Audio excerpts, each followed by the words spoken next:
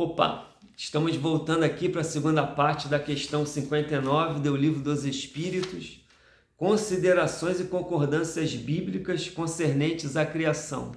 Nós dividimos aqui porque é um assunto bem longo, para não ficar um vídeo muito maçante, muito longo, tá bom? Se você está chegando aqui agora, vai no vídeo anterior, que lá está a primeira parte desse estudo aqui da questão 59. Então vamos continuar aqui onde nós paramos.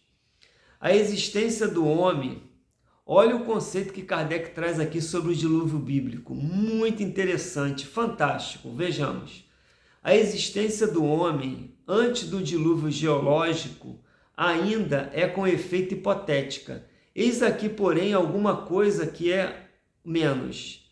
Admitindo-se que o homem tenha aparecido pela primeira vez 4.000 anos antes do Cristo, e com exceção 4.000 anos antes do Cristo, e que em 1650 anos mais tarde, ou seja, 1650 anos mais tarde da sua aparição, toda a raça humana foi destruída da Terra. Data apenas de Noé, ou seja, toda a raça humana foi destruída da Terra, com exceção de uma só família, ou seja, que em 1650 toda a raça humana foi destruída pelo dilúvio bíblico. Somente a família de Noé restou, não é isso? Então vamos lá. Resulta que o povoamento da Terra data apenas de Noé, ou seja, 2.350 anos para cá, antes da nossa era. Ou seja, depois do dilúvio bíblico, nós temos aí 2.400 anos aproximados, 2.500 anos até os dias de hoje, não é? Então toda a raça humana ele existe de 2.500 anos para cá, mais ou menos, depois do dilúvio bíblico, não é? Isso que ele coloca aqui. Então vamos lá. Ora, quando os hebreus emigraram para o Egito no 18º século, encontraram esse país muito povoado e já bastante adiantado em civilização. A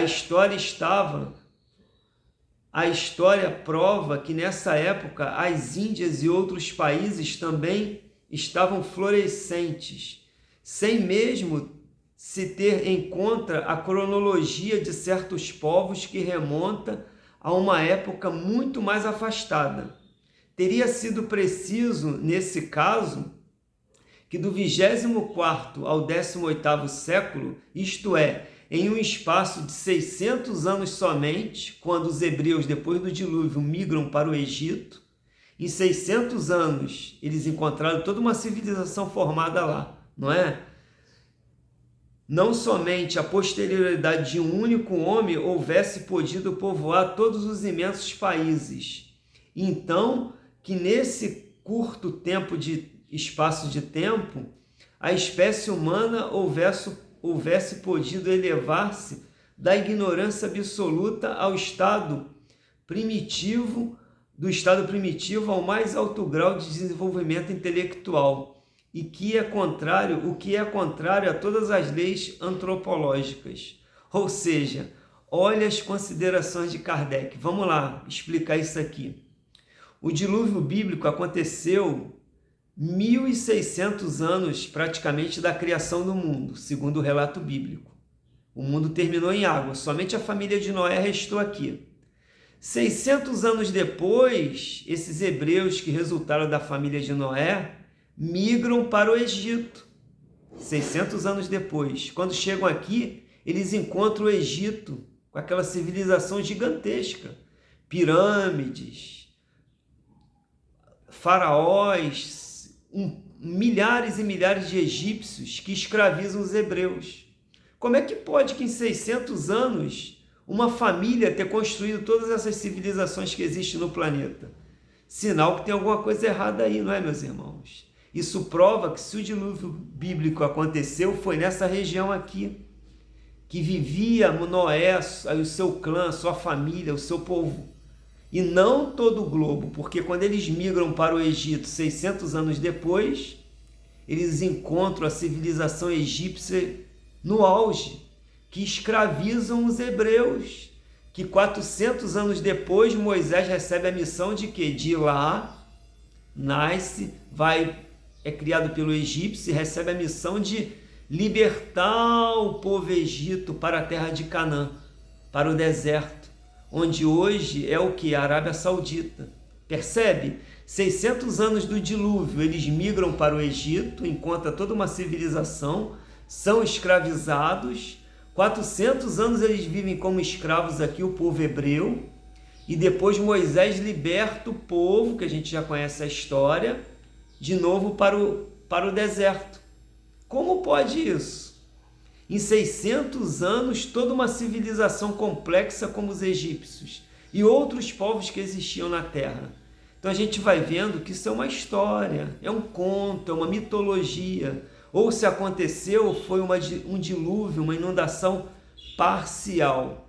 Como naquele tempo não tinha YouTube, não tinha TV Globo, não tinha TV Record, não tinha jornal, não tinha rádio, para as notícias circularem, o cara olhava tudo inundado, viu o quê? Não, toda a terra está inundada. Só que não, é uma inundação parcial. É como aqui, encheu tudo semana passada na Pavuna.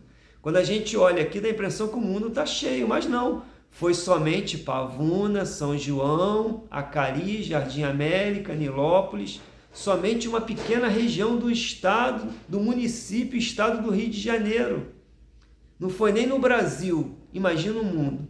Mas se a pessoa está ali e vê tudo inundado, ela pensa o quê? Se ela não tem YouTube, não tem celular, não tem jornal, não tem rádio, não tem TV. Nossa, a terra está toda inundada. Percebe como a coisa acontece? É muito bacana esse estudo, meus irmãos. Isso abre a nossa mente completamente a entender alguns textos tidos como sagrados. São as histórias que os homens da época entendiam e narraram. E quem traduziu, traduziu ao pé da letra, nos dias de hoje, não é? Então vamos continuar aqui. A diversidade das raças corrobora igualmente esta opinião. O clima, os costumes produzem certas modificações no caráter físico. Sabe-se, porém, até onde pode ir a influência dessas causas. Entretanto, o exame fisiológico demonstra haver entre certas raças diferenças constitucionais mais profundas do que as que o clima é capaz de determinar. O cruzamento das raças dá origem aos tipos intermediários. Ele tende a apagar os caracteres extremos, mas não os cria, apenas produz variedades. Ora, para que tenha havido cruzamento de raças, preciso era que houvesse raças distintas. Como, porém, se explicará a existência delas, atribuindo-se-lhe uma origem comum e, sobretudo, tão pouco afastada? Ou seja, como pode ter raças diferentes no planeta em 600 anos somente? Não é? Em 2.500 anos do dilúvio para cá. Não tem como. Se toda uma família de Noé deu origem a toda a população do globo, todos nós teríamos que ter praticamente a mesma semelhança. E não, quando nós vamos no continente europeu, nós vemos um tipo de morfologia humana, todos nós somos humanos. Hoje já não se trata mais raça, isso é na época de Kardec. Existe a raça humana, não é? São morfologias típicas de regiões. Na Europa nós temos os europeus, na Ásia os asiáticos, na África os africanos e assim vai. Nas Américas os americanos, não é? O cruzamento dessas raças já dão tipos dessas civilizações, já dão tipos diferenciados. Então era para todo mundo ser igual à família de Noé, porque o tempo é muito pouco para que o clima, a região, os costumes se modificassem a tal ponto, não é isso? Então prova que se o dilúvio bíblico aconteceu, ele foi regional e não todo o globo, certo? Porque quando a gente vai para a Europa, tem um costume, um tipo de aparência, de civilização. Quando nós vamos para a Ásia, nós temos outro, para a África outro, e assim vai. Olha que bacana um estudo como esse, não é, meus irmãos? Então vamos continuar aqui. Ora, para que tenha havido cruzamento de raças, preciso que houvesse raças distintas. Como, porém, se explicar a existência delas atribuindo-se a uma origem comum e, sobretudo, tão pouco afastada, tão pouco tempo, não é? Para que houvesse essas mudanças. Como se há de admitir que em poucos séculos alguns descendentes de Noé se tenha transformado ao ponto de produzirem a raça etíope, ou seja, os povos etíopes lá da África. Por exemplo, não é muito diferente dos hebreus, que traz aqui como exemplo. Tão pouco admissível é semelhante metamorfose quanto a hipótese de uma origem comum para o lobo e o cordeiro, para o elefante e o pulgão, para o pássaro e o peixe. Ainda uma vez, nada pode prevalecer contra a evidência dos fatos. Tudo ao invés se explica admitindo-se que a existência do homem é anterior à época em que vulgarmente se pretende que ela começou. Que diversas são as origens, que Adão, vivendo há 6.000 anos, tenha povoado uma região ainda desabitada, que o dilúvio de Noé foi uma catástrofe parcial, confundida com o cataclisma geológico, e atentando-se finalmente à forma alegórica peculiar ao estilo oriental, forma que se nos depara nos livros sagrados de todos os povos.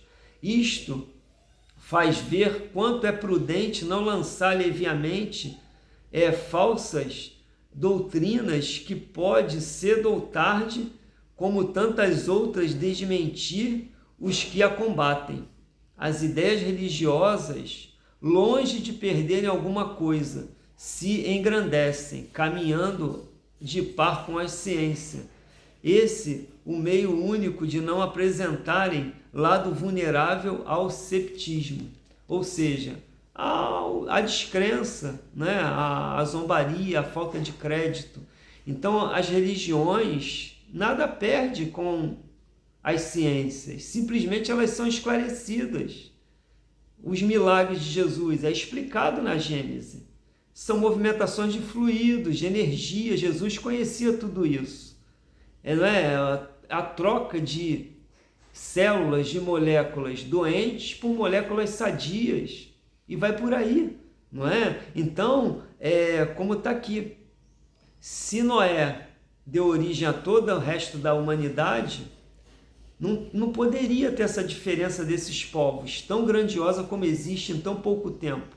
A geologia, a ciência, a vida, ela precisaria de milhares e milhares de séculos para que essas transformações acontecessem tão grandiosa, não é? Então isso prova que se Noé existiu, ele habitou uma região. Se o dilúvio bíblico aconteceu numa região e não em toda a terra. Isso é fato. A ciência, os achados comprovam isso. E outra coisa, a África tem a sua população animal, elefante, girafa. A América do Sul tem a sua, com sucuri, com arara, com macaco prego. A Ásia tem a sua, não é? A Oceania tem a sua, a Austrália com cangurus, cacatuas, e assim vai. Um canguru não é encontrado na América do Sul, uma arara não é encontrado na África, e assim vai. Percebe que os animais são típicos, endêmicos de cada continente, de cada região. Impossível que Noé tenha reunido tudo isso num barco e repovoou a terra. Impossível, não é? Então isso tudo gravita em torno de um mito, de uma fábula, de uma história. Ou, se aconteceu, foi uma região muito pequena, que foi relatado por acreditar que aquilo ali foi em toda a terra. E outra coisa, como está aqui, bem em acordo com o estilo oriental, que esses povos do Oriente antigos, eles eram cercados de coisas místicas, de filosofias, não é? De contos, e foi passando de um para o outro. Então, os hindus, eles trazem essa teoria do dilúvio. E Moisés estudou na biblioteca de Alexandria, junto com o filho do faraó, que era o berço de cultura da humanidade da época, a Grécia, o Egito. E ele teve acesso a essas literaturas, a essa filosofia, a esses contos, que o deus Brahma, que é o deus supremo da Índia, chamou um súdito e mandou construir um grande navio, colocar uma semente de cada planta e terminou em água a terra, a barco, o navio parou no monte que hoje é o Everest, dá outro nome que eu não lembro, e aí ele repovoou toda a terra, replantou toda a terra. Veja, a história foi reescrita por Moisés, juntou alguns pergaminhos, algumas ideias que já existiam na época, com o legado que ele tinha da cultura dos egípcios, que estudavam nessa biblioteca, que tinha esses livros hindus, não é? Ele conhecia todas essas histórias e aí surgem esses relatos. Mas como Kardec diz, pode ser que tenha sido real? Pode. Não temos como voltar na história para comprovar. E os achados vão achando aí hoje, arqueológicos, no fundo do mar, traços de civilizações, nas camadas geológicas de animais que vão remontando a história a cada tempo, não é? Então é uma coisa para ser analisado, para ser pesquisado, mas ninguém tem uma prova concreta se foi uma verdade ou se foi uma mentira. Mas certamente, se foi uma verdade, foi uma coisa parcial naquela região ali da Mesopotâmia, onde viviam os hebreus, Iraque, Irã, né, Israel, aquela regiãozinha ali, e não todo o planeta. Um dia de paz e luz a todos, estudemos a doutrina espírita, vale muito a pena. Um grande abraço, que Deus nos abençoe sempre. Muito obrigado pela companhia. Se tiver dúvida, coloca aí nos comentários. Se quiser contribuir com alguma coisa, faz um comentário aí. A gente vai conversando, a gente vai analisando. Um grande abraço a todos. Graças a Deus.